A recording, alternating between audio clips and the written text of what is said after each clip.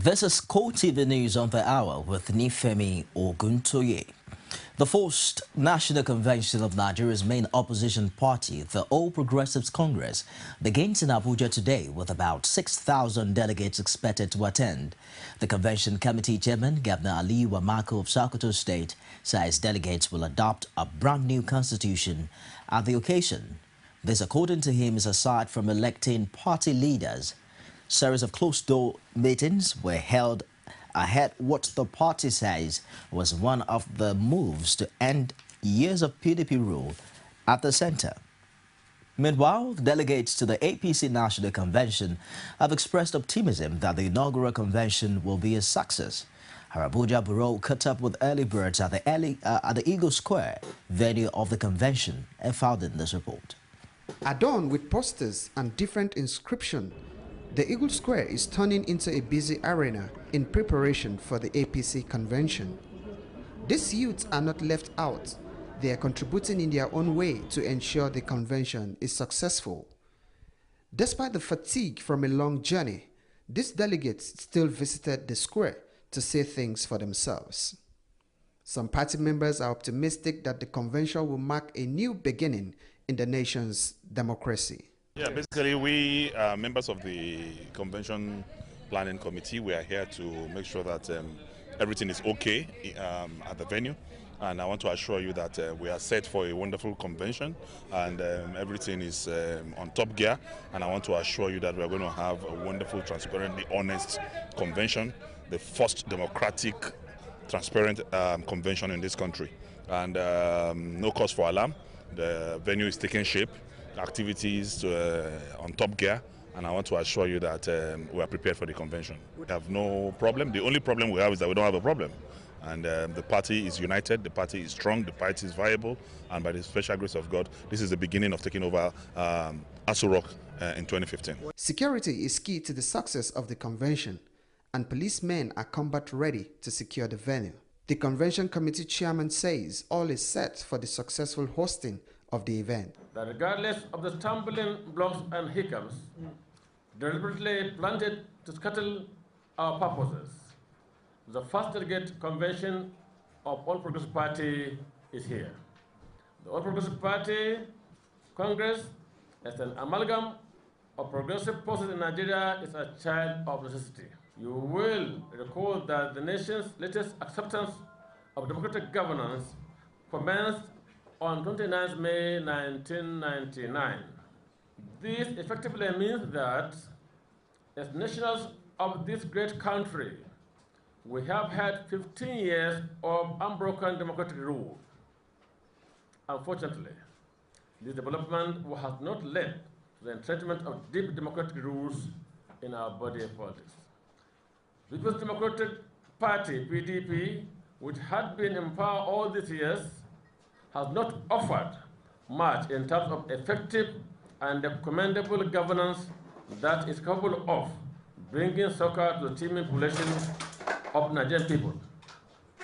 Evidently, there is a rising level of corruption, nepotism, and ineptitude in the nation's political leadership. As the APC prepares for the convention, political watchers are eagerly waiting to see whether the party will either stumble or scale through its first major test.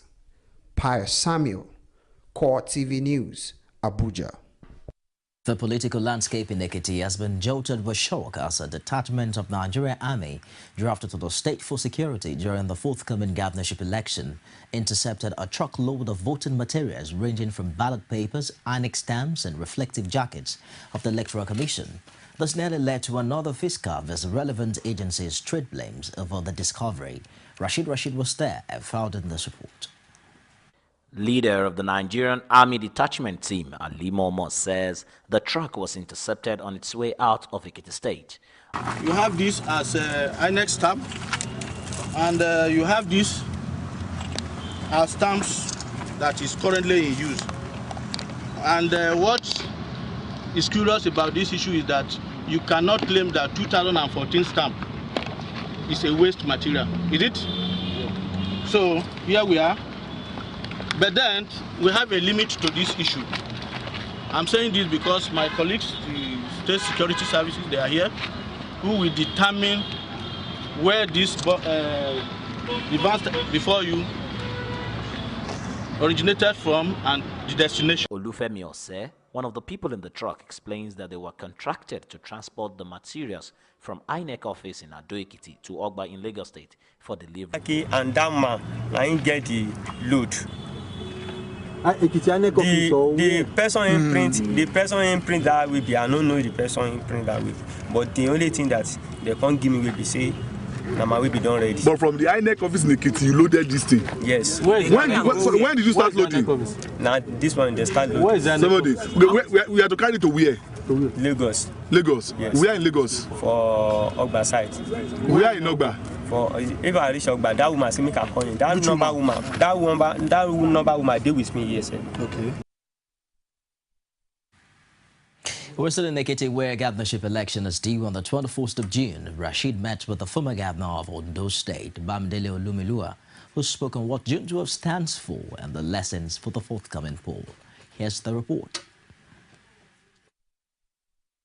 With the declaration of June 12 as public holiday in the states controlled by the All Progressive Congress, Ekiti State inclusive, the city of Ado was serene as all corporate and government institutions were closed down. Having in mind the importance of June 12, 1993, a short trip to Ikere-Ekiti, the home country of the former governor of Ondo State under the Social Democratic Party, SDP, Bamidele Ishola Olumilua, was inevitable. Olumilua spoke on his lifelong view of the annulled June 12 election. June 12 is significant in many more ways than we can express in one day. In our march to government of the people, by the people, for the people, which is called democracy, we reach a peak, a point where the people believe that irrespective of your tribe, ethnic and religious faith or whatever else, there are people who are worthy to be supported.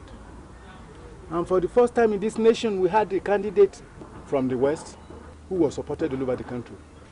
The quantity of disagreement that tore the country apart started. And we began at our ABC again. We have been struggling since then. They are saying this party is corrupt. This party is the one who nominated this man. This party has reigned for so long, we should change. And the controversies had reigned since then. So it is significant that we are witnessing another June 12 and we remember those horrible days. Being in the eye of the storm during the post-June 12 struggle, Olumilua is at hand to compare happenings of the aftermath of the June 12 election to what might be obtainable in the forthcoming June 21st governorship election in Ekiti if the right thing are left undone. Of June 12 of MKO, we were prominent. Shegun Oshoba and myself were the two governors who signed for state security that MKO should be allowed to return to Nigeria. It's on record. The 6 security boys called me and said, we must give them an assurance that there will be peace. June 21 this year, we have been praying about it too. Not in concerted way with the parties, but in our individual prayer point, we have been saying, Lord, peace. Because without peace, there can't be prosperity. Because we have a saying here, when a situation of crisis and pandemonium arises, you know what we are saying? When in a situation of crisis and war, you want to carry your child, but you take a dog. Because people will be so confused. We have been praying about it. In the wake of the June 12, 1993 election, the role of the then National Electoral Commission and the security agencies in the annulment of the election and the struggles thereof cannot be forgotten in a jiffy. Bamidele Olumilua thus sounds a note of warning to the Independent National Electoral Commission and the police in the forthcoming June 21st governorship election in Ekiti. INEC, he says, I will be fair to everybody. I will provide a level playing ground for you. Come on, I will do it. Have they been doing it? So even the letters, the constitution that they say they are depending on to make all sorts of decisions, are they following it? You are in the position of somebody who should see right and call it right, and not see wrong and call it right.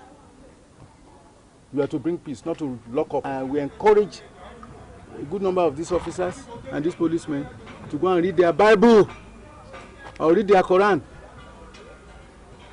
so that they may know that the fear of God will overcome everything. So they should be just, they should be free, they should be fair, they should not be on the back of anybody because they are giving money. June 12 is no doubt a symbolic day in the political life of Nigeria. Ekiti on June 21 is having another date with history, which is in every line like that of the June 12th, except that the June 12 elections is national and that of the June 21st is only in Ekiti. All other indices to make it successful or otherwise like June 12 are the same. Rashid, CoreTV News, Ikere Ekiti. Meanwhile, the bustling atmosphere which normally characterized the home of the Abiolas when the head of the family was alive has completely disappeared. 21 years after the June 12 election, the home and even the neighborhood has remained a shadow of its old self. Oluwaseyi Adegoke visited the home and returned with this report presented from our studios. Except for the garden, the home was largely devoid of the usual excitement seen around political events. This time, it was the turn of the June 12 movement of Nigeria. In an interaction tagged Forward Movement of Nigeria is Against Backwardness, the Speaker of the Lagos House of Assembly, Adeyemi Kuforiji, says Nigeria's progress demands a collective responsibility. Knowledge is the vehicle of forward movement, another name for development. Education is the driver. For us to have the semblance of democracy that we have today. Chairman of Amu Wadofin local government area in Lagos, Ayodele Adewale, enjoins Nigerians to be well organized for the forthcoming elections. We must move forward, move away from all of these repeated histories that we've been told. We cannot continue to live along the path of history just alone. We must be part of history makers, and we must be defiant enough to bring about what June 12 was actually scripted for. The late MK Abiola's daughter, Efset, described her father as a great Nigerian patriot who wished a Nigeria of everyone's dream. That we have to learn the lesson that we have within Nigeria, leaders who are ready to sacrifice for Nigeria, who believe in a greater Nigeria, not in their own self-interest. And we should try to put those kinds of leaders in authority, in power, so that Nigeria can be the Nigeria we all hope for. The Guardian charged Nigerians to carry on the spirit of hope towards the forthcoming general elections. May after this break for details on Obama's plans on the Iraqi crisis. Do stay with us. Come June 21, it will be decision day for the people of Ekiti. 18 candidates are gunning for one seat. I am the next governor of Ekiti. But the people will have the final say. I know that tolerance has a very big place. Join extensive coverage of the election and get up to the many details as development unfolds. I'm the voice of the Ekiti people. With expert analysis from the best political team on television. And that's honesty of island. Without Join us all day June 21 to find out who emerges the next governor of Ekiti State. We have agreed to move this state forward. Keep a date with us on CoreTV News. You can also watch us live on our website on www.coretvnews.com, a 24-hour news station. Glad to have you back. For more information on our news and other programs, you can visit us on our Facebook page, facebook.com/CoreTV News. You can also follow us on our Twitter handle at CoreTV News NG, as well as on YouTube at youtube.com/CoreTV, leave a space and news. U.S. President Barack Obama says that his national security team was looking at all the options as the crisis in Iraq unfolds, with Arab jihadists pushing towards Baghdad. He also emphasized the jihadist offensive should be a wake-up call for the Iraqi government. The United States pledged to boost aid to Iraq, and one of U.S. officials revealed to journalists that Washington was weighing several possibilities for more military assistance, including drone strikes. On a lightning offensive, jihadists from the Islamic State of Iraq and the Levant have swept up. There will be North some Central short-term, Iraq, immediate things that need to be done militarily, and our national security team is looking at all the options. But this should be also a wake-up call for the Iraqi government. What we've seen over the last couple of days indicates the degree to which Iraq's going to need more help. It's going to need more help from us, and it's going to need more help from the international community. So my team is working around the clock to identify how we can provide the most effective assistance to them. I don't rule out anything because we do have a stake in making sure that these jihadists are not getting a permanent foothold in either Iraq or Syria, for that matter. Frankly, over the last several years, we have not seen the kind of trust and cooperation develop between moderate Sunni and Shia leaders inside of Iraq, and that accounts in part for some of the weakness of the state, and that then carries over into their military capacity. So, Barack Obama there, U.S. President, with his plans on the Iraqi crisis. And that wraps it on this hour. Do join me again at the top of the hour for more stories. I am Nifemi Oguntoye.